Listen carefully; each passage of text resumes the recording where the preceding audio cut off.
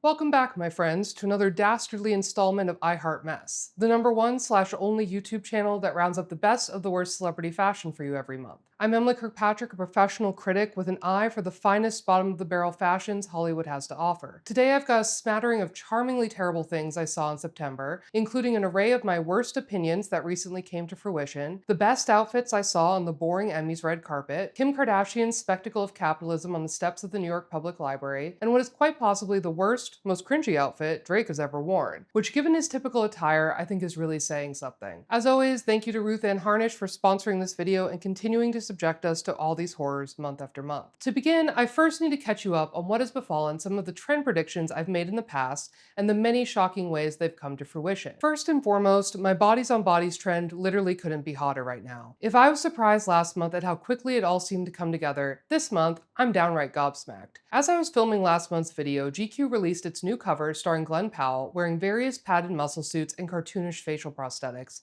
In other words, everything I've ever loved and promoted here at I Heart Mess. My influence. My one note is that it does drive me crazy that this faux belly button is not aligned with his real one, but I've been begging for times like these for 2 years straight now, so I'll take it however I can get it. Also, this technically happened in October, but I do just need to mention in passing the ultimate manifestation of this aesthetic on the runway at Duran Lanting's collaboration with Jean-Paul Gaultier, which saw a whole lot of hairy nude bodies photo printed atop real models' bodies. Longtime viewers might remember Lanting as the designer who sent that male model down the runway wearing a prosthetic women's chest piece that everyone found so hilarious. And my opinion of Lanting today remains much the same as it was back then. I'm obviously no prude, and it takes a hell of a lot to shock me sartorially or otherwise. Which I think is why it's always been so apparent to me how heavily Lantink leans on these types of visual stunts without having any actual message or larger intention behind them. Which, as I've said in the past, I think is a particularly concerning game of shock and awe to play when so much of it relies on using the bodies of women, trans, and non-binary people as a punchline. But I'm sure it works amazingly for internet virality and raising his own profile as a designer. Since we last spoke about our preeminent capitalist overlords and their many, many self-promotional endeavors, Travis Kelce has since gone on to open a steakhouse where he and Taylor were then promptly photographed on a romantic date night. And all I have to say about this is, of course. Of course this man opened a steakhouse, and that steakhouse opened immediately after he proposed to one of the most famous women on the planet. And I can't think of a better place to celebrate both their forthcoming nuptials and forthcoming paydays than at the soft launch of Travis's latest entrepreneurial endeavor. May the enormously lucrative marketing opportunities never cease for these two lovebirds. Last month, I alerted you to a trend I've been calling the Stretch Armstrong look, and so I just wanted to highlight yet another outfit I saw out there that suggests the wearer has endlessly extendable limbs. During the press tour for One Battle After Another, Teyana Taylor wore a pair of off-white silk leggings that were vigorously stacked up around her calves and ankles, waiting to accommodate a sudden growth spurt. Teyana then went on to perfectly prove my point about how bad Kim Kardashian actually is at doing her job by wearing the perfect accessory for the freshly facelifted, a backless balaclava but designed by Oud Wag. And I just want to know, why the hell is this not a piece of Skims face shapewear? Teyana's even modeled for the brand before. The fact that Skims did not custom make this for her and once again missed out on the easiest PR win in history boggles my mind. Now, over at New York Fashion Week, Demi Lovato attended the Loire show wearing a pair of sunglasses by the brand that I highlighted in these videos about a year ago when Madonna wore them because they make the wearer look as though they have giant anime eyes under those shield shades. And to me, this still feels like such a fun riff off of all the massively surgically altered faces out there in Hollywood. The eyes are the one thing on the face you can't really fuck around with to the degree we fucked around with literally everything else. So enhancing them to Powerpuff Girl size feels like an all-new frontier of cosmetic alteration. These sunglasses are a blepharoplasty on steroids with no downtime. Finally, just a note to say that the Saint Laurent runway show was filled with celebrities in full adult baby mode. I actually enjoyed this windbreaker negligee combo, but it's hard to deny that these silky little tap shorts somehow make all of these women look like naughty toddlers run amok. And on the topic of Charlie, I just want to quickly point out that when she got married this month, I didn't see a single fashion publication mention my favorite of all of her bridal looks, this tulle swim cape. This to me feels like a Chloe Sevigny level styling choice, and I love the way she was able to fuse her glam, party girl aesthetic into every single outfit and event at this wedding. Some might even say it's almost romantic. In last month's VMAs video, we discussed Conan Gray's showgirl sailor attire designed by Eric Charlotte and some of its styling pitfalls. I'm now back to report that Charlotte is having a serious moment on the red carpet, and I couldn't be more here for it. If you're not already familiar with their designs that merge historical construction with otherworldly proportions, I highly recommend you go give them a follow on Instagram. Anyway, shortly after Gray's appearance at the VMAs, Julia Julia Fox proved why it is she, and she alone, who can save me from the true fashion doldrums, and all Julia asks of me in return is that I completely ignore her choice in footwear and whatever the hell her glam squad is getting up to that day. My faithful Musketeers know I've long since given up on trying to rectify either of those situations and have just learned to embrace Fox's boundary-pushing fashions in whatever haphazard state I find them. Regardless, here's another absolute banger of an outfit from Eric Charlotte. It literally checks every mess box, from the dramatically plumed pirate hat to Julia's areolae attempting to burst forth out of this micro bralette and the jumbo hip pads tied around her waist like a chic life preserver, iterating gorgeously on the bumper car gown trend we've been talking about in these recaps. My one note on how this look could be improved, aside from ditching the founding fathers' ringlets of course, is that I would have loved to see the skirt pulled down just ever so slightly in order to reveal more midriff amidst all these polka dots. I think that flash of bare flesh would make the overall look feel a little more balanced and better mirror the sexiness of the top. But overall, an absolute dream of an outfit. And in case that wasn't enough to prove to you just how fun and fabulous Eric Charlotte's work really is, during Paris Fashion Week, I stepped out at the Masika Spring 2026 show in a custom creation from the designer that I thought was exquisite and exquisitely constructed. Again, I may have my quibbles with the glam and the styling, but this is an outfit worthy of a slutty Marie Antoinette if I've ever seen one. From one fashion high to the next, I'd now like to show you an excellent gown that Dakota Johnson debuted as part of the Demna era rollout at Gucci. Now this is what I'm talking about. I like the way this dress riffs off the creative director's work at Balenciaga, and I love the way it makes Dakota's nudity feel a little bit strange again, which is also something I think a lot of celebrities have been struggling to navigate lately, what with visible labia now normalized. The semi-sheerness of this lace almost gives the impression of a body being seen through the mist, while the drop waist creates a sort of floating torso illusion. But the garment still strikes a nice balance between the weird and the sexy, thanks to this ultra-low rise full skirt that leaves everything just north of the vulva totally exposed. I love. The Emmy Awards took place this month, and I completely forgot they were happening, so I did not get to live stream them with you all, but that ended up being a blessing in disguise, as I found that red carpet to be remarkably unremarkable. However, there were still a small handful of looks that I feel are briefly worth our attention. For starters, I was struck by Charlotte Lebon's Courrèges dress, as upon first glance, it felt like a one-woman revival of last year's Ren Fair fall trend with the chainmail of it all. I was also transfixed by how weirdly transparent it is while still being totally covered up. Like, how can I see both nothing and also every articulation of her cleavage and belly button at the exact same time? And then, as Diana Vreeland always said, the eye has to travel, and travel it did, straight down to these fleshy-heeled nubs where Charlotte's feet should be. Deeply alarming, uncanny valley stuff in the best possible way. This was a hard left turn I was not anticipating.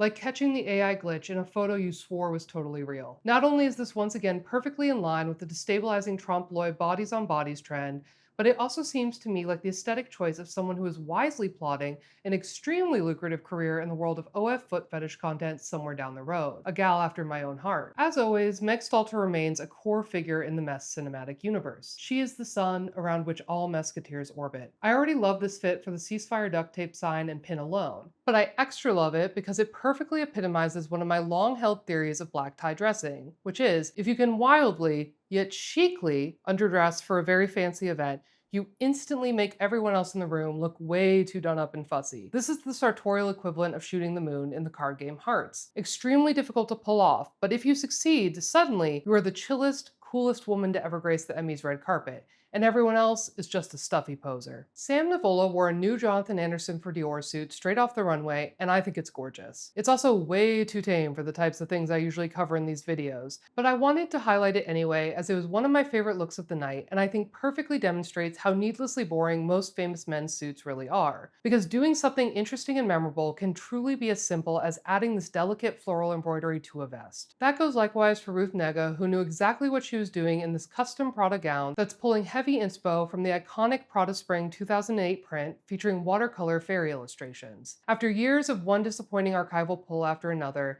she's giving the vintage fashion freak public exactly the sustenance they require. Now, I hate to say it, but I have some very mixed feelings about Jenna Ortega's Givenchy Sator crop top. On the one hand, I love it, because no one loves Isabella Rossellini's outfit and Death Becomes Her more than me, but on the other, this does not quite live up to that glamorousness. And I think that's largely because the simple black column skirt and strappy sandals title feel like a styling cop-out. They're the easy answer to a complicated shirt problem. It technically works, sure, but it does not amplify or play off of what is going on up top here the way Isabella's red burnout velvet sarong did. Also, apologies, but I must ask for the umpteenth time why no jewelry brands are taking on custom one-off projects like this. I just want one singular top crafted by Cartier or Van Cleef or whoever out of real giant uber rare gemstones. It would be a fantastic PR stunt, especially somewhere like the Met Gala, and an immediate museum grail piece. What is the holdup? If celebs refuse to start wearing Kate Middleton-worthy tiaras, as I've previously requested, I feel like this is the least they could do for me. And the last outfit from the Emmys I want to touch on today came to us courtesy of Drag Race star Lexi Love. And while I truly fuck with her vision here, I do not fuck with the execution of it. Because with like 25% more financial and temporal investment, this outfit could have transcended into a full Lil' Kim 1999 VMAs situation. My first issue is with this bow. It needs to be much bigger, tighter, and floofed out to the max. It should be so voluminous and well-tailored that this visible thong is rendered completely unnecessary. I want to see nary a G-string strap. I'm going to forgive the footwear temporarily, as we've got bigger fish to fry here, and you've all heard me lament the overuse of the clear lucite pleaser at length at this point. The real core issue here is obviously the application of the glitter body paint. If you're going to paint your body for a red carpet, please commit to the bit. Why are the feet and hands only casually swiped with color and sparkle, when this look needs Doja Cat encrusted in Swarovski rhinestones at the Schiaparelli Couture Show levels of implementation and ostentation? And as always, where is Jeremy Scott when you need him to execute the proper levels of camp?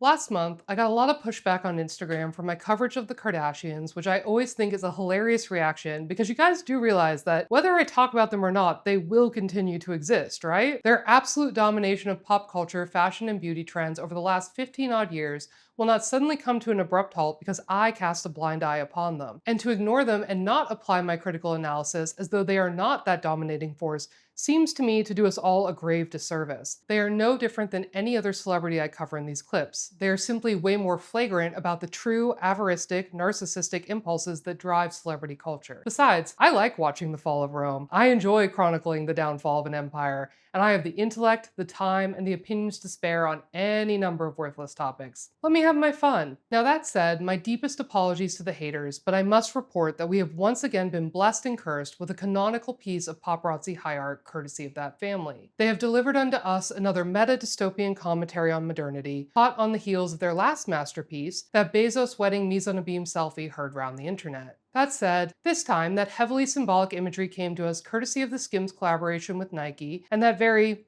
interesting debut of that athletic attire on the steps of the New York Public Library. There's just something so compelling to me about this particular image of these three uncannily ageless women, all dressed alike, sitting in matching director's chairs, all living their life as mediated through these tiny screens, while being mediated themselves through the big screen of the paparazzi, their fans, and the camera crew that is almost certainly just out of frame. I think there's something very ways of seeing about everything going on here. As John Berger wrote in that book, men dream of women, women dream of themselves being dreamt of. To me, this photo demonstrates how the Kardashians can only conceive of themselves in terms of how they're being consumed. The most photographed women on earth can only truly experience their life through the performance of it on screen. More broadly, I've also been thinking a lot about how odd the partnering of Skims and Nike is right from the jump. Because while Kim does work extremely hard at the gym and makes sure we all know that via her documentation of her workouts on social media, I would argue athleticism isn't exactly the first thing people think about when they think about her body and how she achieved it. Of course, this is just a giant cash grab for both brands involved, but I do think it's interesting for the face of a sportswear collection to be someone whose physique is synonymous in many customers' minds with a trip to the plastic surgeon's office. In regards to the clothes themselves, I am always amazed by Kim's ability to take every designer and mega corporation she encounters and flatten them into yet another extension of herself. Nike is simply the latest Americana symbol to be subsumed by her brand, much as she's done with Marilyn Monroe, Elizabeth Taylor, and Princess Diana before them. Nike is Balenciaga, is Yeezy, is Skims.